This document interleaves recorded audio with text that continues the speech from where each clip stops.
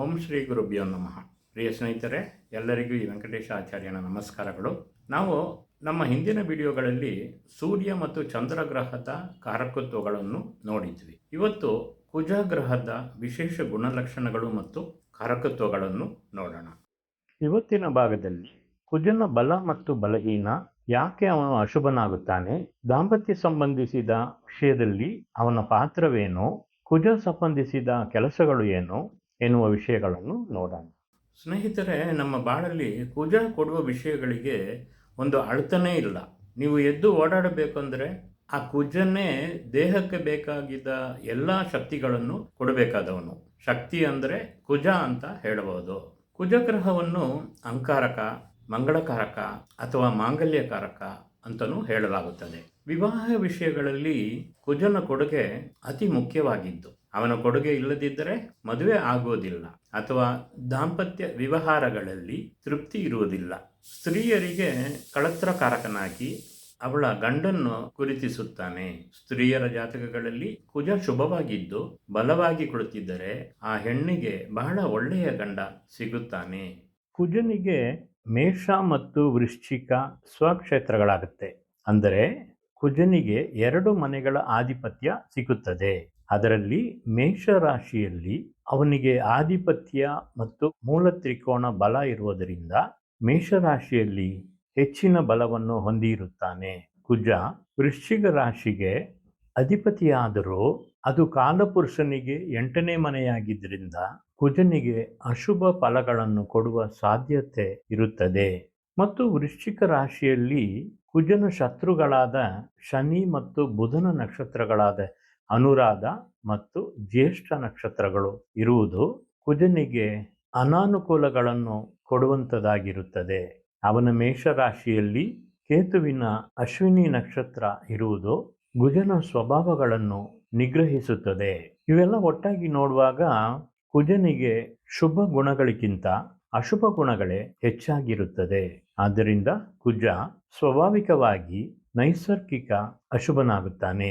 ಅಶ್ವಿನಿ ನಕ್ಷತ್ರಾಧಿಪತಿ ಕೇತು ಎಲ್ಲ ವಿಷಯಗಳನ್ನು ನಿಗ್ರಹಿಸುವುದು ಕೇತುವಿನ ಪ್ರಮುಖವಾದ ಗುಣಲಕ್ಷಣಗಳಲ್ಲಿ ಒಂದಾಗಿರುತ್ತದೆ ಎಂದು ನಾವು ನೆನಪಿಟ್ಟುಕೊಳ್ಳಬೇಕು. ಜಾತಕದಲ್ಲಿ ಕುಜನ ಜೊತೆ ಶುಕ್ರ ಸೇರಿದ್ರೆ ಅಥವಾ 1, 5, 9ನೇ ಭಾವಗಳಲ್ಲಿ ಅಥವಾ 3, 7, 11ನೇ ಭಾವಗಳಲ್ಲಿ ಇದ್ದರೆ ಆ ವ್ಯಕ್ತಿಯ ಹುಬ್ಬುಗಳು ಬಹಳ ಸುಂದರವಾಗಿ, ನೋಡುವುದಕ್ಕೆ ಅಷ್ಟು ಲಕ್ಷಣವಾಗಿ ಆಕರ್ಷಕವಾಗಿ ಇರುತ್ತದೆ. ಹುರುಪು ಹೆಚ್ಚಾಗಿರುತ್ತದೆ.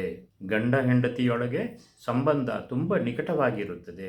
ಒಂದು ವ್ಯಕ್ತಿಯ ಜಾತಕದಲ್ಲಿ ಕುಜ ಕರ್ಮಭಾವವಾದ 10ನೇ ಭಾವಕ್ಕೆ ಸಂಬಂಧಪಟ್ಟಿದ್ದರೆ ಆ ವ್ಯಕ್ತಿ ಪೊಲೀಸ್ ಇಲಾಖೆ, ಮಿಲಿಟರಿ ಇಲಾಖೆ, ರಕ್ಷಣಾ ಇಲಾಖೆಗಳು, ಮೆಷಿನ್ ಆಪರೇಟರ್, ಎಂಜಿನಿಯರಿಂಗ್ ಸಂಬಂಧಿಸಿದ ಕೆಲಸಗಳು, ಸೇನಾಧಿಪತಿ, ಚಾಲಕ ಅಂದರೆ ಡ್ರೈವರ್, ಸೂರ್ಯನ ಜೊತೆ ಸಂಬಂಧಪಟ್ಟಿದ್ದರೆ ಶಸ್ತ್ರ ಚಿಕಿತ್ಸಕ ಆದ ಕೆಲಸಗಳಲ್ಲಿ ಭಾಗಿಯಿರುತ್ತಾರೆ. ಕುಜನ ಮುಖ್ಯವಾದ ಕಾರಕತ್ವಗಳಲ್ಲಿ ಸಹೋದರ ಕಾರಕ ಎನ್ನುವುದು ಪ್ರಮುಖವಾಗಿದ್ದು, ನಮ್ಮ ಜಾತಕದಲ್ಲಿ ಕುಜ ಬಲವಾಗಿ ಯಾವ ಅಶುಭ ಸಂಪರ್ಕಗಳು ಇಲ್ಲದೆ ಇದ್ದರೆ ನಮ್ಮ ಸಹೋದರರೊಟ್ಟಿಗೆ ಒಳ್ಳೆ ಅನುಕೂಲಕರವಾದ ಸಂಬಂಧಗಳು ಇರುತ್ತದೆ. ಕುಜ ಭೂಮಿಗೆ ಕಾರಕತ್ವನಾಗಿದ್ದಾನೆ. ಜಾತಕದಲ್ಲಿ ಕುಜ ತುಂಬ ಬಲಹೀನನಾಗಿದ್ದರೆ ಆ ವ್ಯಕ್ತಿ ಯಾವ ಭೂಮಿಯನ್ನು ತಗೊಳ್ಳಕ್ಕೆ ಸಾಧ್ಯವಿಲ್ಲ.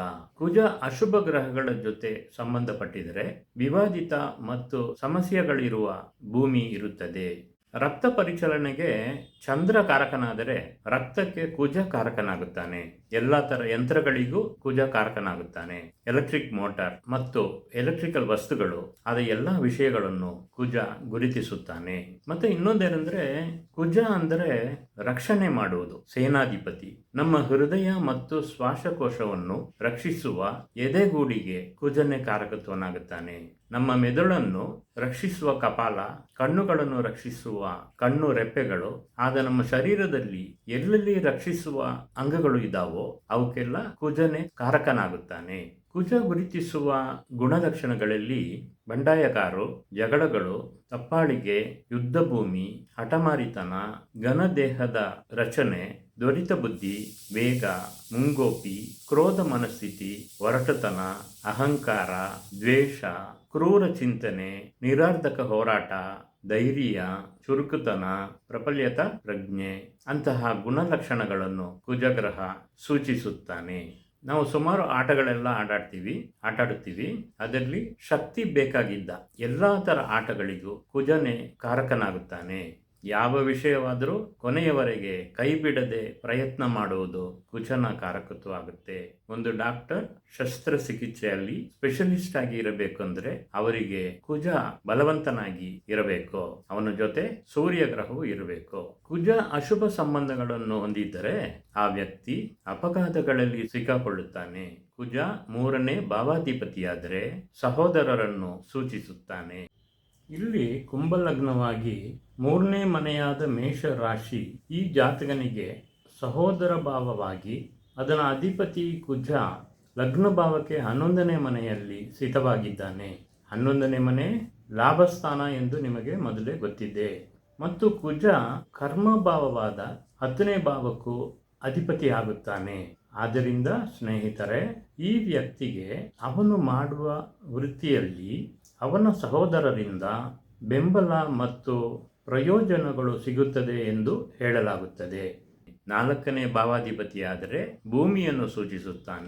ಇಲ್ಲಿ ಸಿಂಹ ಲಗ್ನವಾಗಿ 4ನೇ ಮನೆಯಾದ ವೃಶ್ಚಿಕ ರಾಶಿ ಈ ಜಾತಕನಿಗೆ ಸುಖ ಸ್ಥಾನವಾಗಿ ಅವನಿಗೆ ಸಿಗಬೇಕಾಗಿದ್ದ ಭೂಮಿ, ಹೊಲ, ವಾಹನ ಆದ 4ನೇ ಭಾವದ ಕಾರಕತ್ವಗಳಿಂದ ಸುಖಗಳು ಸಿಗುತ್ತದೆ. ಅದಕ್ಕೆ ಕಾರಣ ಏನೆಂದರೆ 4ನೇ ಮನೆಯ ಅಧಿಪತಿ ಕುಜ ಲಾಭಸ್ಥಾನವಾದ 11ನೇ ಮನೆಯಲ್ಲಿ ಸ್ಥಿತವಾಗಿದ್ದಾನೆ. ಅವನಿಗೆ ಭಾಗ್ಯಸ್ಥಾನ ಎನ್ನುವ 9ನೇ ಭಾವವಾದ ಮೇಷರಾಶಿಗೂ ಕುಜನೇ ಅಧಿಪತಿಯಾಗುತ್ತಾನೆ. 9ನೇ ಮನೆ ಅವನ ತಂದೆಯನ್ನು ಗುರುತಿಸುವುದರಿಂದ ತಂದೆಯ ಆಸ್ತಿಗಳು ಸಿಗುವ ಅವಕಾಶ ಇದೆ ಎಂದು ಹೇಳಬಹುದು. 6ನೇ ಭಾವಾಧಿಪತಿಯಾದರೆ ಶತ್ರುಗಳು, ರೋಗಗಳನ್ನು ಸೂಚಿಸುತ್ತಾನೆ. ಇಲ್ಲಿ ಮಿಥುನ ಲಗ್ನವಾಗಿ 6ನೇ ಮನೆಯಾದ ವೃಶ್ಚಿಕ ರಾಶಿ ಈ ಜಾತಕನಿಗೆ ಋಣ, ರೋಗ, ಶತ್ರು ಸ್ಥಾನವಾಗಿ ಅದರ ಅಧಿಪತಿಯಾದ ಕುಜ ಭಾವದಲ್ಲಿ ಸ್ಥಿತವಾಗಿದ್ದಾನೆ. ಕುಜ ಲಾಭಸ್ಥಾನವಾದ 11ನೇ ಮನೆಗೂ ಅಧಿಪತಿಯಾದರೂ ಅಶುಭ ಭಾವವಾದ 8ನೇ ಮನೆಯ ಕಾರಕತ್ವಗಳಾದ ಕಾರ್ಯಗಳಲ್ಲಿ ವಿಘ್ನ, ಆಯುಧಗಳಿಂದ ಪೆಟ್ಟಾಗುವುದು, ಅಪಮಾನ, ದುಃಖ, ದೀರ್ಘಕಾಲದ ರೋಗಗಳು, ಕಷ್ಟಗಳು, ಶಸ್ತ್ರಚಿಕಿತ್ಸೆ, ನಷ್ಟಗಳು, ದೀರ್ಘಕಾಲದ ಹಗೆತನ, ಅನಗತ್ಯ ಅಲೆದಾಡುವುದು, ಗಂಟಾಂತರ ಆದ ಅಶುಭ ಫಲಗಳನ್ನು ಕೊಡುತ್ತದೆ. ಈ ಸಮಸ್ಯೆಗಳನ್ನು ಕುಜನ ದಶಾ ಮತ್ತು ಭುಕ್ತಿ ಕಾಲಗಳಲ್ಲಿ ನಿರೀಕ್ಷಿಸಬಹುದು. 7ನೇ ಭಾವಾಧಿಪತಿಯಾದರೆ ಹೆಣ್ಣಿನ ಗಂಡನ್ನು ಸೂಚಿಸುತ್ತಾನೆ. ಇಲ್ಲಿ ವೃಷಭ ಲಗ್ನವಾಗಿ 7ನೇ ಮನೆಯ ವೃಶ್ಚಿಕ ರಾಶಿ ಈ ಜಾತಕನಿಗೆ ಕಳತ್ರ ಸ್ಥಾನವಾಗಿ ಅದರ ಅಧಿಪತಿ ಕುಜ 5ನೇ ಭಾವವಾದ ಕನ್ಯಾ ರಾಶಿಯಲ್ಲಿ ಸ್ಥಿತವಾಗಿದ್ದಾನೆ. ಆದ್ದರಿಂದ ಜಾತಕ ಪ್ರೀತಿಸುವ ಹುಡುಗಿಯನ್ನು ಮದುವೆ ಮಾಡಿಕೊಳ್ಳುವ ಸಾಧ್ಯತೆ ಇರುತ್ತದೆ. 5ನೇ ಮನೆಗೆ 8ನೇ ಮನೆಯಾದ 12ನೇ ಮನೆಯಾದ ಮೇಷರಾಶಿಗೂ ಕುಜನೇ ಅಧಿಪತಿಯಾಗಿದ್ದರಿಂದ ಈ ಪ್ರೇಮದಿಂದ ಕೆಲವು ಅನಗತ್ಯ ಸಮಸ್ಯೆಗಳು, ಅಪಮಾನಗಳು ಉಂಟಾಗುತ್ತದೆ. ಮತ್ತು 7ನೇ ಮನೆಗೆ 6ನೇ ಮನೆಯಾಗಿ ಮೇಷರಾಶಿ ಬರುವುದರಿಂದ ಕೆಲವು ಕಾಲ ಗಂಡ ಹೆಂಡತಿ ಇಬ್ಬರು ಬೇರೆ ಬೇರೆ ಕಡೆ ಇರುವ ಸ್ಥಿತಿಯು ಉಂಟಾಗಬಹುದು. ಈ ಫಲಗಳನ್ನು ಇತರ ಗ್ರಹಗಳು ಇರುವ ಸ್ಥಿತಿಗಳು ಮತ್ತು ನಡೆಯುತ್ತಿರುವ ದಶಾಭುಕ್ತಿಗಳನ್ನು ಇಟ್ಟು ಅವುಗಳ ತೀವ್ರತೆಯನ್ನು ತೀರ್ಮಾನ ಮಾಡಬೇಕು. ಕುಜ 11ನೇ ಭಾವಾಧಿಪತಿಯಾದರೆ ಹಿರಿಯ ಸಹೋದರರನ್ನು ಸೂಚಿಸುತ್ತಾನೆ. ಇಲ್ಲಿ ಮಕರ ಲಗ್ನವಾಗಿ 11ನೇ ಮನೆಯಾದ ವೃಶ್ಚಿಕ ರಾಶಿ ಈ ಜಾತಕನಿಗೆ ಲಾಭಸ್ಥಾನವೂ ಆಗುತ್ತದೆ. ಅದೇ ರೀತಿ ಅವನ ಹಿರಿಯ ಸಹೋದರರನ್ನು ಗುರುತಿಸುತ್ತೆ.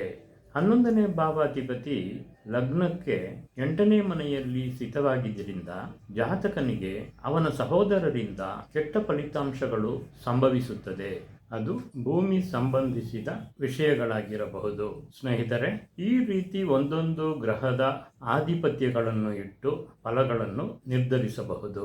ಸ್ನೇಹಿತರೆ, ಕುಜ ಗುರುತಿಸುವ ಇನ್ನೂ ಕೆಲವು ವಿಷಯಗಳಿದ್ದಾವೆ. ಅದರಲ್ಲಿ ಅಧಿದೇವತೆ ಸುಬ್ರಹ್ಮಣ್ಯ ಅಥವಾ ಕಾರ್ತಿಕೇಯ, ಪುಷ್ಪಗಳಲ್ಲಿ ಸಂಪಿಗೆ ಹೂವು, ರತ್ನಗಳಲ್ಲಿ ಹವಳ, ಕೆಂಪು ಬಣ್ಣದ ಹವಳ, ಬಣ್ಣಗಳಲ್ಲಿ ಕೆಂಪು ಬಣ್ಣ, ಧಾತು ಮೂಳೆಯೊಳಗಿರುವ ಮಜ್ಜೆ, ಪಂಚಭೂತಗಳಲ್ಲಿ ಅಗ್ನಿ, ದೇಹದ ಭಾಗಗಳಲ್ಲಿ ಹೃದಯ, ತಲೆ, ತಲೆಬುರುಡೆ, ಹಲ್ಲುಗಳು, ಮೂಳೆ ಮಜ್ಜೆ ಇವುಗಳನ್ನು ಗುರುತಿಸುತ್ತೆ. ವಸ್ತ್ರಗಳಲ್ಲಿ ಕೆಂಪು ಬಣ್ಣದ ವಸ್ತ್ರಗಳನ್ನು ಪ್ರತ್ಯೇಕವಾಗಿ ಗುರುತಿಸುತ್ತೆ. ಕುಜನ ರೂಪ ತ್ರಿಕೋನ ರೂಪವಾಗಿರುತ್ತೆ, ಟ್ರಯಾಂಗಲ್. ಗುರುತಿಸುವ ವಾರ ಮಂಗಳವಾರ.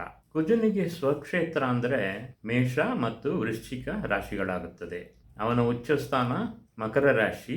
ಮಕರ ರಾಶಿಯಲ್ಲಿ 28 ಡಿಗ್ರಿಯಲ್ಲಿ ತನ್ನ ಉಚ್ಚ ಬಲವನ್ನು ಹೊಂದಿರುತ್ತಾನೆ.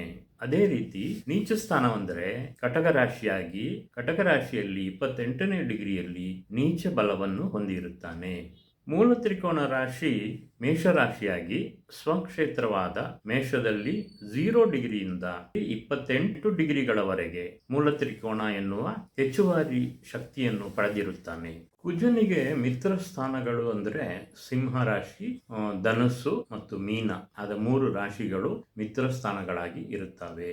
ಶತ್ರು ಸ್ಥಾನಗಳು ಅಂದರೆ ಮಿಥುನ, ಕನ್ಯಾ ರಾಶಿಗಳು ಆಗುತ್ತದೆ. ಮಿತ್ರ ಗ್ರಹಗಳು, ಕುಜನ ಮಿತ್ರ ಗ್ರಹಗಳು ಸೂರ್ಯ, ಚಂದ್ರ, ಗುರು ಗ್ರಹಗಳಾಗುತ್ತೆ. ಅದೇ ರೀತಿ ಶತ್ರು ಗ್ರಹಗಳು ಅಂದರೆ ಬುಧ, ರಾಹು ಮತ್ತು ಕೇತು ಆಗುತ್ತಾರೆ. ಕುಜನಿಗೆ ಸಮಗ್ರಹಗಳು ಅಂದರೆ ಶುಕ್ರ ಮತ್ತು ಶನಿ ಗ್ರಹಗಳಾಗುತ್ತದೆ. ಮನೆಗಳಲ್ಲಿ ಮಲಗುವ ಕೋಣೆಯನ್ನು ಕುಜ ಗುರುತಿಸುತ್ತಾನೆ. ಕುಜನ ದಶಾಕಾಲ 7 ವರ್ಷಗಳಾಗಿ ಇರುತ್ತದೆ. ಒಂದು ರಾಶಿಯಲ್ಲಿ ಪ್ರಯಾಣ ಮಾಡುವ ಕಾಲ ಹೆಚ್ಚು ಕಡಿಮೆ 45 ದಿನಗಳಾಗಿರುತ್ತದೆ.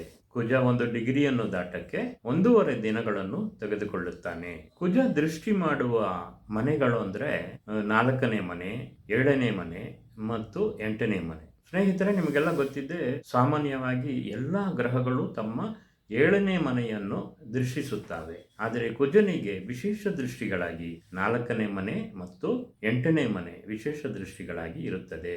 ಕುಜನ ನಕ್ಷತ್ರಗಳು ಮೃಗಶಿರ, ಚಿತ್ತ ಮತ್ತು ಧನಿಷ್ಠ. ಕುಜ ಗುರುತಿಸುವ ಧಾನ್ಯ ಅಂದರೆ ದೋಲೆ ಬೆಳೆ ಅಂದರೆ ತೂರ್ ದಾಲ್. ಕೆಲವರು ಅದನ್ನು ತೊಗರಿ ಬೇಳೆ ಅನ್ನುತ್ತಾರೆ. ಕುಜನ ಸ್ವಭಾವ ಕ್ರೂರ ಸ್ವಭಾವ. ಗುರುತಿಸುವ ಲಿಂಗ ಪುರುಷ ಲಿಂಗವಾಗಿರುತ್ತೆ. ಕುಜ ಎಲ್ಲ ತರದ ಆಯುಧಗಳನ್ನು, ಕತ್ತಿ, ಕುಡುಗೋಲು, ಕೈಬಾಣ, ಖಡ್ಗ, ಕತ್ತರಿ, ಬಂದೂಕುಗಳು, ಹರಿತವಾದ ಆಯುಧಗಳು ಆದ ಎಲ್ಲ ಆಯುಧಗಳನ್ನು ಗುರುತಿಸುತ್ತೆ. ಮತ್ತು ಕತ್ತರಿಸಿದ ಗಾಯವಾಗುವುದು, ರಕ್ತ, ಎಲ್ಲ ಥರ ಅಪಘಾತಗಳು, ಪೆಟ್ಟಾಗಿ ರಕ್ತ ಬರುವುದು, ಕೊಲೆ ಮಾಡುವುದು, ಕೊಲೆ ಆಗುವುದು, ಆಯುಧ ನಿರ್ವಹಣೆ, ಆಯುಧವನ್ನು ಬಳಸುವುದು ಆದ ವಿಷಯಗಳಲ್ಲಿ ಕುಜನ ಒಳಗೊಳ್ಳುವಿಕೆ ಇಲ್ಲದೆ ನಡೆಯುವುದಿಲ್ಲ. ಈ ವಿಷಯಗಳಲ್ಲಿ ರಾಹುವಿನ ಸಂಪರ್ಕವಿದ್ದರೆ ತೀವ್ರತೆ ಹೆಚ್ಚಾಗಿರುತ್ತದೆ. ಮತ್ತು ಕುಜ ಪುರುಷತ್ವ ಮತ್ತು ಪುರುಷತ್ವ ಕಡಿಮೆಯಾಗಿರುವುದು, ನಿಮಿರುವಿಕೆ, ಜೀವಶಕ್ತಿ, ಜೈವಿಕ ಪರಮಾಣುವಿನ ವೇಗ ಆದ ದಾಂಪತ್ಯ ಕಾರಕತ್ವಗಳಿಗೆ ಕುಜನೇ ಕಾರಕತ್ವನಾಗುತ್ತಾನೆ. ಸ್ನೇಹಿತರೆ, ಕುಜ ಗ್ರಹದ ರೋಗ ಕೊಡುಗೆಗಳಲ್ಲಿ ಯಾವ ಯಾವ ರೋಗಗಳು ಬರುತ್ತವೆ, ಕುಜ ದೋಷ ಅಂದರೆ ಏನು ಎನ್ನುವ ಹಲವಾರು ಸಮಸ್ಯೆಗಳನ್ನು ಬರುವ ಭಾಗಗಳಲ್ಲಿ ನೋಡೋಣ. ಸ್ನೇಹಿತರೆ, ಈ ವಿಡಿಯೋವನ್ನು ಇಲ್ಲಿಯವರೆಗೆ ನೋಡಿದ್ದಕ್ಕೆ ಧನ್ಯವಾದಗಳು. ಈ ವಿಡಿಯೋ ನಿಮಗೆ ಇಷ್ಟವಾಗಿದ್ದರೆ ಲೈಕ್ ಬಟನ್ ಒತ್ತಿ, ನನ್ನ ಈ ಚಾನಲಿಗೆ ಸಬ್ಸ್ಕ್ರೈಬ್ ಮಾಡಿ, ಈ ಲಿಂಕನ್ನು ನಿಮ್ಮ ಸ್ನೇಹಿತರುಗಳಿಗೆಲ್ಲ ಕಳಿಸಿ. ಎಲ್ಲರಿಗೂ ಉಪಯೋಗವಾಗಲಿ, ಎಲ್ಲರಿಗೂ ಶುಭವಾಗಲಿ. ಇನ್ನು ಮುಂದಿನ ವಿಡಿಯೋದಲ್ಲಿ ನೋಡೋಣ. ನಮಸ್ಕಾರ. ಸರ್ವೇ ಜನ ಸುಖಿನೋ ಭವಂತು.